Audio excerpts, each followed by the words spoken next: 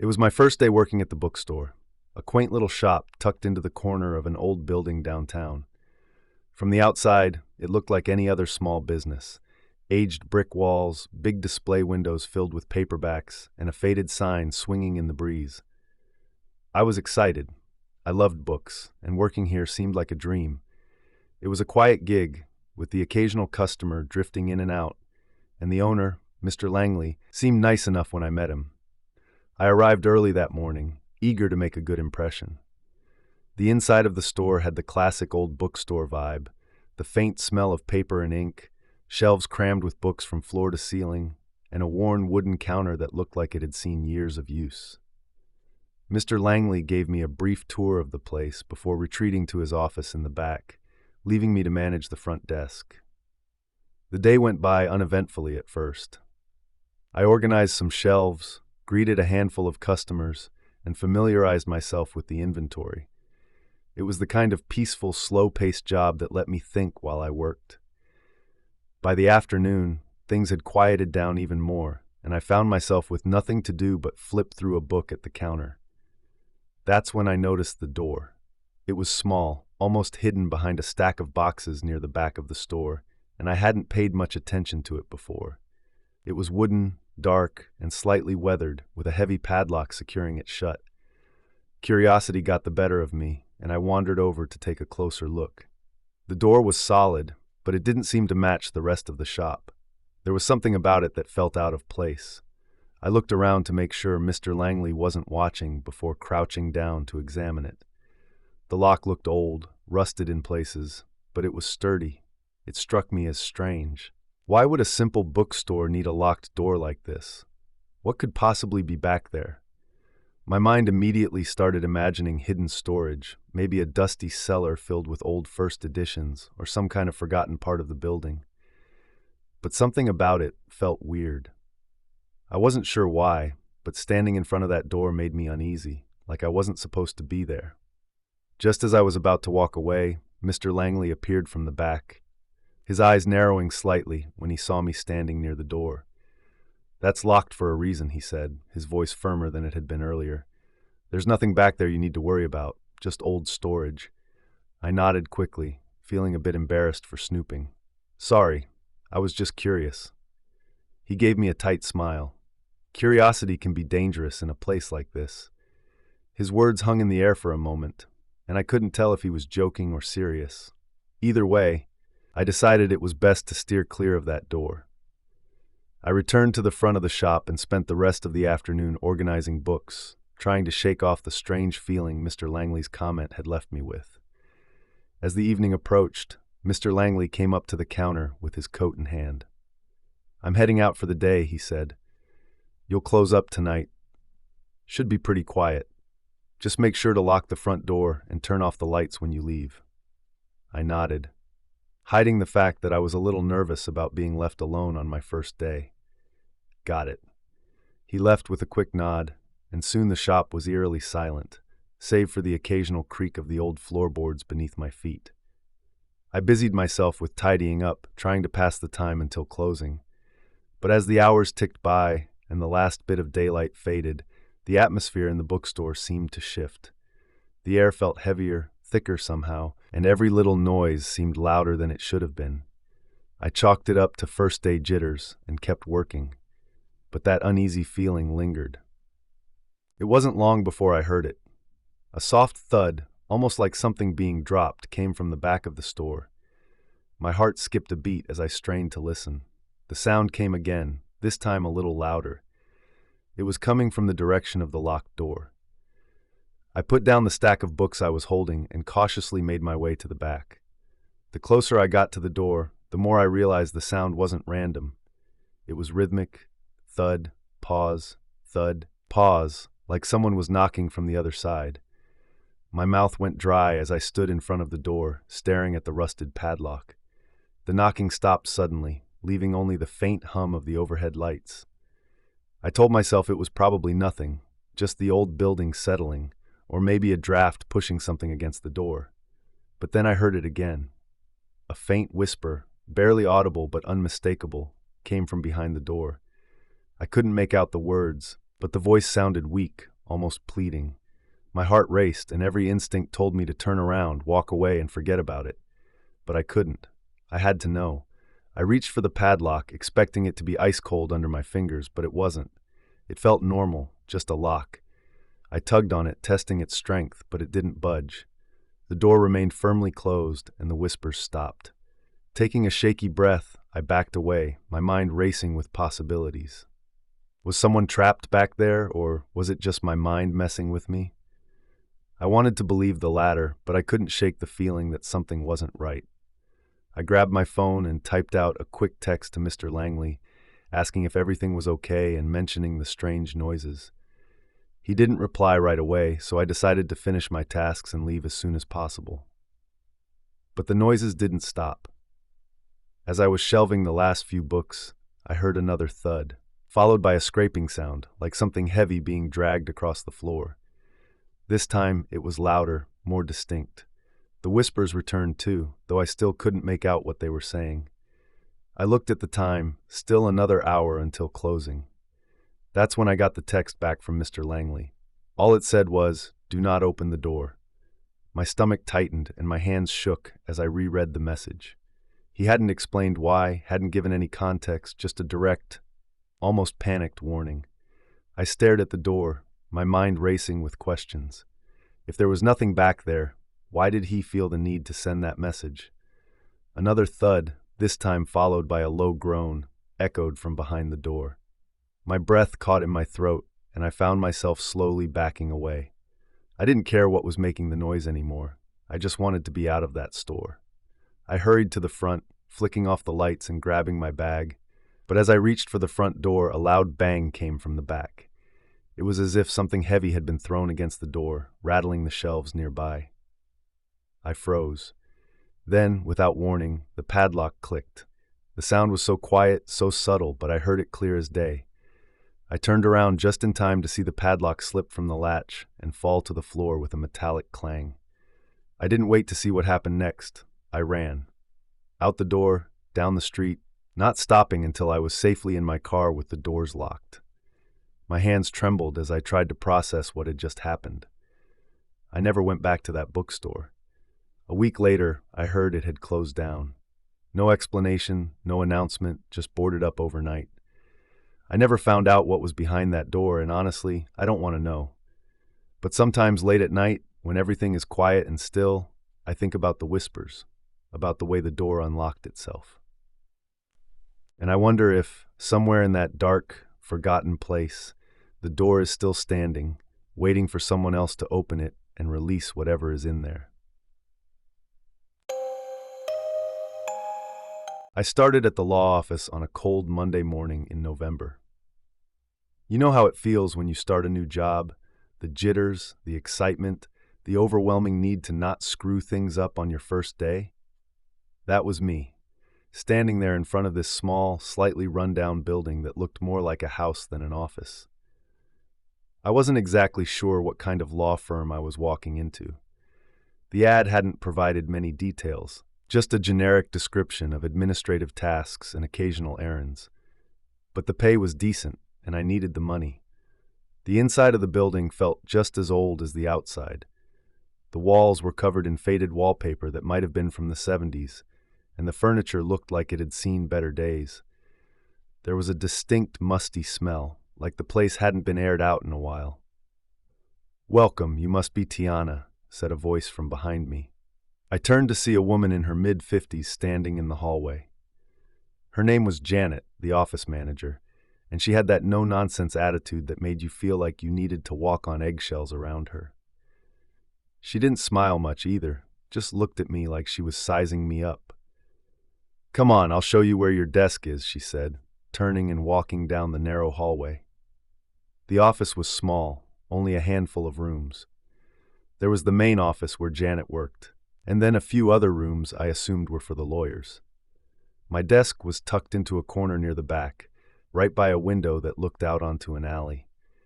It wasn't much, but I didn't mind. I wasn't here to make friends or impress anyone. I just needed a paycheck.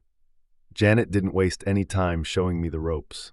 I was mostly answering phones, sorting through old case files, and running small errands. It was quiet work, and to be honest, a little boring. There weren't many people coming in and out of the office, which struck me as odd for a law firm, but I figured it was just one of those small-town operations that didn't get much foot traffic. Around noon, I was starting to settle into the routine when Janet approached my desk. She had a large manila envelope in her hand, sealed shut. "I need you to take this to an address for me," she said, handing me the envelope. "It's not far, just a short drive. Leave it in the mailbox." "Sure," I replied, taking the envelope. There was no address on it, just my name scribbled in black marker. I waited for her to give me more instructions, but she just stared at me. "Should I get a signature or anything?" I asked, trying to clarify. "No, just drop it off," she said flatly. Then she turned and walked away before I could ask anything else. I grabbed my coat and headed for the car, feeling a little confused but not thinking too much of it. It was an errand, nothing more. But the more I thought about it, the stranger it seemed. Why wouldn't they just use the mail? And why was my name on the envelope? As I punched the address Janet had given me into my GPS, my stomach twisted slightly. The location was in the outskirts of town, a part I wasn't familiar with. The drive took me through winding back roads, past abandoned lots and old, decrepit houses. It was a gloomy day, the sky overcast, making the already eerie surroundings seem even more unsettling. Finally, I reached the address. It wasn't what I expected at all. The place was an old building, large but falling apart at the seams. The windows were boarded up, and the entire property was surrounded by overgrown weeds and a rusted fence. There were no signs of life anywhere. No cars in the driveway, no lights in the windows, just silence and decay. I sat in my car for a moment, gripping the steering wheel, wondering if I had made a wrong turn. I double-checked the address, but it matched what Janet had given me. This was definitely the place. As I looked at the envelope again, a feeling of unease crept over me. Why was I delivering something here to this abandoned building? Still, I reasoned, it wasn't my job to ask questions.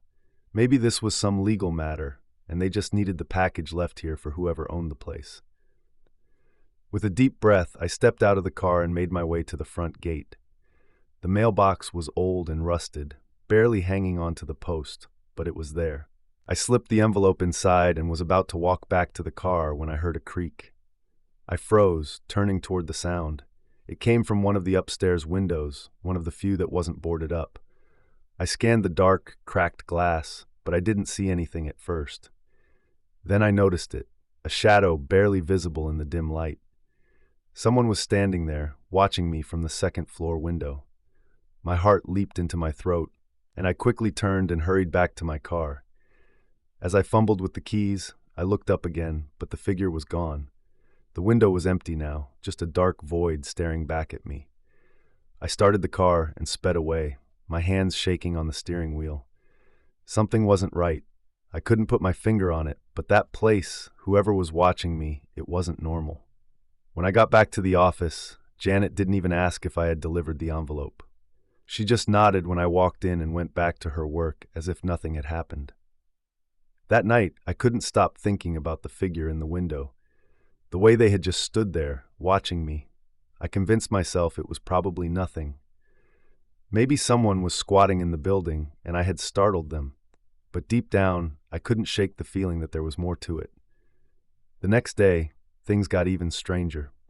Janet handed me another envelope, this time with no explanation, no address, no instructions, just a quiet, take care of it. I didn't know what that meant, but I wasn't about to argue. I took the envelope and got into my car, waiting for my GPS to tell me where I was headed. It led me back to the same building. I hesitated when I pulled up in front of the rusted gate. The same sense of dread washed over me, stronger this time. I told myself I could drop the envelope and leave quickly. No need to look around. No need to be curious. But when I walked up to the gate, something caught my eye. The window, the same one where I had seen the figure the day before. It was open now, just slightly, like someone had pried it loose. I could see a tattered curtain blowing in the breeze. The building itself still looked abandoned, but there was something off about it. I couldn't explain why. I slipped the envelope into the mailbox and quickly turned to leave.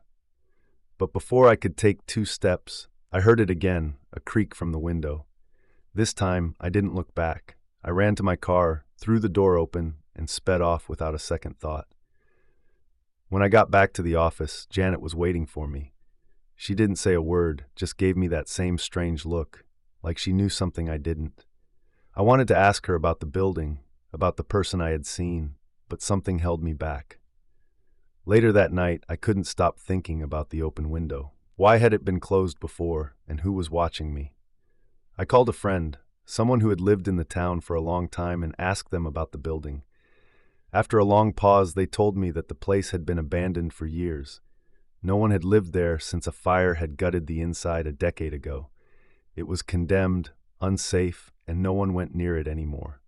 So who had I seen in that window? The next day, I came into work, dreading another assignment. But Janet didn't give me an envelope this time. Instead, she handed me a letter. It was addressed to me. Inside was a single sentence: "Stop asking questions." I looked up at Janet, but she was already walking away, her face as expressionless as ever. I quit the next day. To this day, I still don't know what was in those envelopes, who was watching me from the window, or how she knew I asked someone about the building. But sometimes when I drive past the outskirts of town, I can't help but look toward that old building, expecting to see someone standing there watching me again. Whatever was going on in that law office, I wanted no part of it. It was my first night working as a cleaner in one of the biggest office buildings downtown. I just landed the job and was grateful to have it, though I had no idea what to expect. The place was massive, rows of cubicles, endless conference rooms, and long corridors that seemed to stretch forever. Even though it was after hours, the building still felt alive somehow. I'd always worked daytime jobs, so adjusting to the eerie quiet of a night shift was going to take some time. The other cleaners on the team had already been there for years and knew the place inside out. They mostly kept to themselves, but that was fine with me. I didn't mind working alone. My supervisor, Carol, was the only one who gave me a proper introduction to the building. She showed me around, handed me a set of keys, and explained the areas I'd be responsible for. Most of the time, it was routine stuff: vacuuming, emptying trash, wiping down desks. Simple enough. I'd be alone on the 4th floor for the night, while the rest of the crew would handle the lower levels. "Oh, and by the way, you might run into Doug, the night janitor," she added before walking away. "Don't mind him. He's harmless, but a little strange. Just let him do his thing." I didn't pay it any mind back then. Everyone in these night jobs seemed to be a little odd in their own way.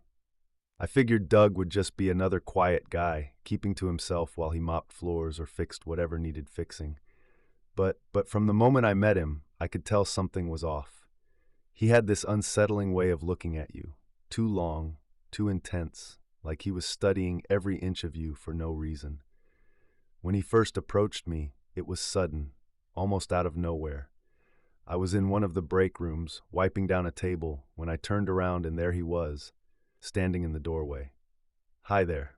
His lips curled into a grin, but his eyes didn't follow. "First night, huh?" I tried not to let the weirdness of the situation get to me. "Yeah, just getting the hang of things." "Let me know if you need anything," he added, his gaze not wavering. "I'm always around." That was an understatement. For the rest of the night, I kept seeing him here and there. No matter where I was, whether I was cleaning the bathrooms or vacuuming the carpets, Doug would be there, lurking. I'd see him at the end of the hallway, or just as I rounded a corner, pushing his cleaning cart, always watching. At first, I thought it was a coincidence. After all, it was a big building, and we were the only two on this floor for the night. But it happened too often for me to write it off. And it wasn't just that he was nearby, he was always looking at me, as if waiting for me to notice him. The first few times I forced a smile, gave him a polite nod, and went back to my work. But the more it happened, the more uneasy I became. There's only so many times you can catch someone staring at you before it starts to feel wrong. At one point, I was in the kitchen, throwing out the trash, and when I turned around, Doug was standing just outside the door. I hadn't heard him come in, hadn't even seen him approach. He was just there. "Need a hand?" he asked. I shook my head quickly. "No, I'm good, thanks." He didn't leave, though. He stood there for a long moment, staring, his fingers drumming against his mop handle. Finally, he gave me that unsettling grin again and walked away without another word. I breathed a sigh of relief once he was gone, but the tension never left. I tried to tell myself I was overreacting. It was my first night, and I was probably just being paranoid. Night shifts could mess with your head, especially in a place as big and empty as this. But no matter how much I tried to shake it off, the feeling of being watched kept creeping back in. By the time my shift was nearing its end, I was more than ready to get out of there. I looked at the clock, 2:45 a.m. Only 15 more minutes, and I'd be free to go. I started packing up my supplies, wiping down the last few surfaces before heading to the exit. I wasn't sure where Doug was at that point, and honestly, I didn't care. I just wanted to leave. As I made my way toward the elevator, I noticed something strange. The doors to the stairwell were slightly ajar. I was sure they'd been closed earlier. I'd walked by them at least twice while cleaning. A flicker of doubt passed through my mind, but I ignored it and pressed the button for the elevator. Nothing happened. I pressed it again. Still nothing. Frustrated, I looked at the stairwell doors again, expecting Doug to come walking out, but there was no one. The building was silent, save for the faint hum of the ventilation system. I sighed, resigning myself to the stairs. After all, it was only 4 flights down. As I pushed open the door, a faint scraping sound echoed from below. I froze, listening. It wasn't loud, but it was distinct, like metal dragging against concrete. I peered down the staircase, but there was nothing in sight, just the dimly lit steps winding downward. I shook my head and started descending. Maybe Doug was doing some kind of maintenance, or maybe I was just hearing things. Either way, I was done for the night and just wanted to get home. But as I reached the second floor, I heard it again. This time, it was louder. The scraping sound was coming from just below me. I paused on the landing, heart racing. My hand tightened on the railing as I leaned over to peer down the stairwell again. And that's when I saw him. Doug. He was standing on the floor below, his back to me, holding a large metal object in his hand, something that looked like a pipe or a crowbar. He wasn't moving, just standing there, motionless, facing the wall. I stepped back, trying to keep quiet. My mind was racing. Why was he just standing there? What was he holding? Without thinking, I turned and bolted back up the stairs. My footsteps echoed through the stairwell as I sprinted back to the 4th floor. I ran straight to the door and slammed it shut as soon as I was through. I could hear my own breath, fast and panicked. I looked around the empty hallway, my heart still pounding. There was no way I was going back down those stairs, not with Doug lurking down there like that. I needed to get out, and I needed to get out fast. I tried the elevator again, but of course, it still wasn't working. My only option was to find another stairwell or an emergency exit. That's when I realized something horrible. Every exit I passed was locked. Panic started to set in. I tried to keep calm, tried to think logically. Maybe there was another way out, another stairwell I hadn't checked. I just needed to stay focused, keep moving, and find an exit before Doug found me. I made my way down the hall, trying to be as quiet as possible. Every door I tried was locked, every stairwell blocked. It was like the entire building was conspiring to trap me inside. Just when I was about to give up, I saw an emergency exit at the far end of the hallway. I ran toward it, desperately hoping that it would be open. I pushed against the door, and to my relief, it swung open. I burst through the door and found myself staring at the metal staircase bolted to the side of the building. It clung to the wall like a lifeline, narrow and rickety, stretching 4 stories down to the ground. My legs trembled just thinking about descending that thin staircase, the sharp edges of the metal gleaming under the faint streetlights below. But I couldn't stay. The fear gnawing at me from behind was worse than the dizziness from looking down. I grabbed the railing, feeling the cold steel under my hands as I forced myself to take the first step. Each one creaked beneath me, and my heart pounded harder with every step, but I knew I had no other option. When I reached solid ground, gasping for breath, I didn't stop running until I was halfway down the block, finally stopping to catch my breath. I never went back to that building. The next day, I quit the job without explanation. A few weeks later, I heard through the grapevine that Doug had been fired, something about inappropriate behavior toward another staff member. I didn't ask for details, and I didn't want to know. I'd escaped that night, but it felt like Doug had planned for me not to.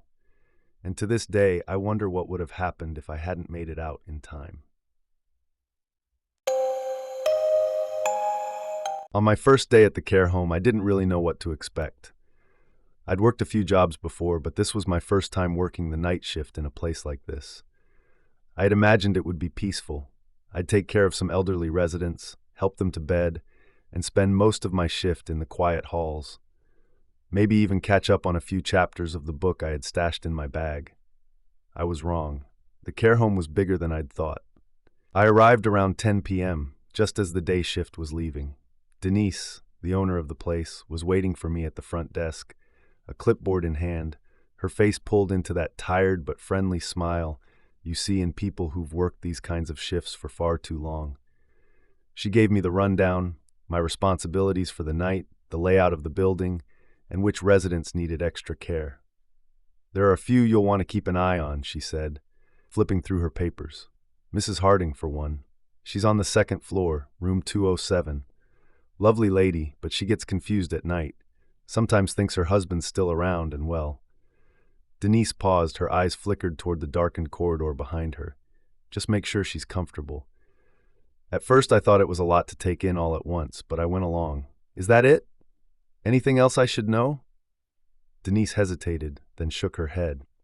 "Not really. Just do your rounds every hour or so. Check on the residents. If anyone needs anything, you've got the pager." I took a deep breath and followed her to the back of the building, where the main wing split off into two long, quiet hallways. The lights were dim, and the entire place had this strange, still energy to it. It was too quiet for a place where so many people were living. I felt like I should be hearing more than just the hum of the fluorescent lights overhead. By 11 p.m., most of the residents were already in bed. The only sounds were the occasional creak of a door or the soft mumbling of someone talking in their sleep. I made my first round, walking the length of the corridor, pausing outside each room to listen for anything unusual. Mrs. Harding's room was near the end of the hall. Her door was slightly ajar, just enough for me to peek in without disturbing her. She was sitting in bed, facing the window, her back to me. I knocked softly. "Mrs. Harding, how are you doing tonight?" She didn't respond at first, just kept staring out the window like she hadn't heard me. After a moment, she turned her head slightly, just enough for me to see her profile. Her expression was distant, almost like she wasn't fully there. "Is everything okay?" I asked, stepping inside. "Do you need anything?" She shook her head slowly. No, I'm fine. It's just, I thought I saw him." I paused, not sure what she meant. "Saw who?" Mrs. Harding's gaze shifted back to the window. "My husband. He's been gone for years, but I thought I saw him, standing right there by the tree." I followed her gaze to the window, but all I could see was the dark outline of the courtyard below. No one was out there. "I'm sure it was just a shadow," I said gently, trying to reassure her. "Sometimes, when it's dark like this, the shadows play tricks on us." Mrs. Harding nodded, but she didn't look convinced.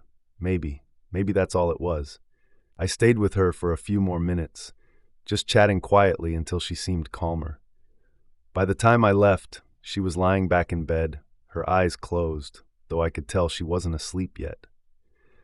The rest of the night went by without incident, and by the time my shift was over, I was exhausted. But that conversation with Mrs. Harding stuck with me. There was something about the way she'd said it, the certainty in her voice when she talked about seeing her husband. It wasn't just confusion or old age. She truly believed it. The next night, my shift started much the same. I did my rounds, checked on the residents, and everything seemed normal. That is, until around 1 a.m., I was walking down the hallway, making my usual stops, when I heard a voice, faint and muffled, coming from Mrs. Harding's room. At first, I thought she was talking to herself, which wasn't uncommon for the residents here. But as I got closer, I realized she wasn't the only one speaking. There was another voice, lower and softer. though I couldn't make out the words. My heart started racing as I approached the door. I could see the light from her bedside lamp spilling out into the hallway. I hesitated, my hand hovering over the doorknob. Should I knock, or just go in? Then I heard Mrs. Harding's voice again, clearer this time.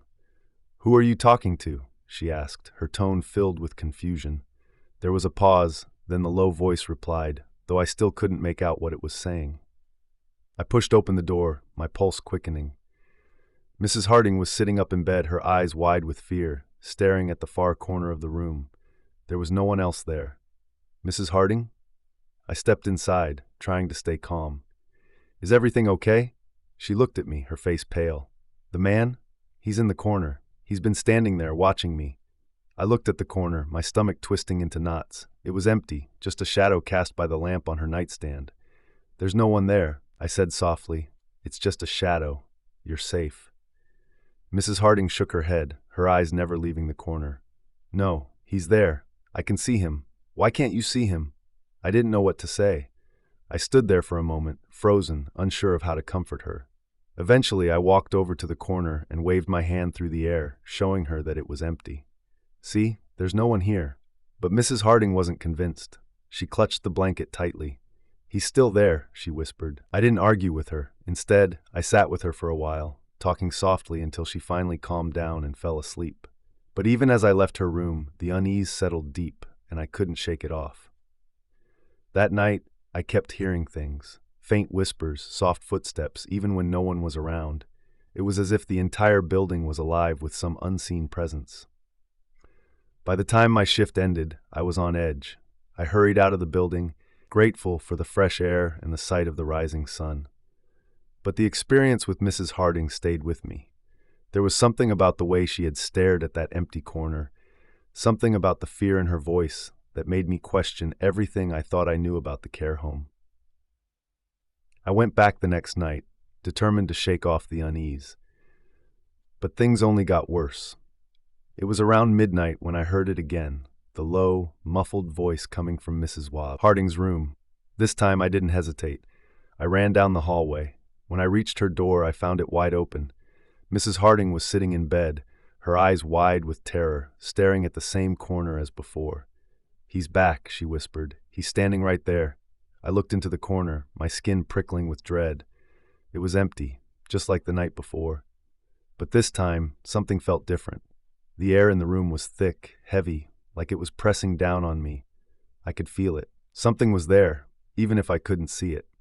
"I need to leave," Mrs. Harding said, her voice shaking. "I can't stay here." I nodded, trying to hide my own fear. "Let's go. I'll take you to the common room." I helped her out of bed, and we slowly made our way down the hall. As we walked, I couldn't shake the feeling that we were being watched, that something was following us. Every step felt heavier than the last, like we were walking through a fog that I couldn't see. When we finally reached the common room, I sat her down on one of the couches and stayed with her until she calmed down. But even as we sat there, I kept looking over my shoulder, expecting to see something lurking in the shadows. I don't know what was happening in that care home, and I'm not sure I want to know. But after that night, I couldn't bring myself to go back. I quit the next day, leaving behind whatever it was that haunted Mrs. Harding's room. I just hope, wherever she is now, that she's found some peace, because something was in that room with her. I'm sure of it. And whatever it was watching. If these first day on the job horror stories gave you chills, make sure to hit that like button and subscribe for more spine-tingling content. And don't forget to turn on notifications so you never miss out on the next terrifying tale. Which story creeped you out the most?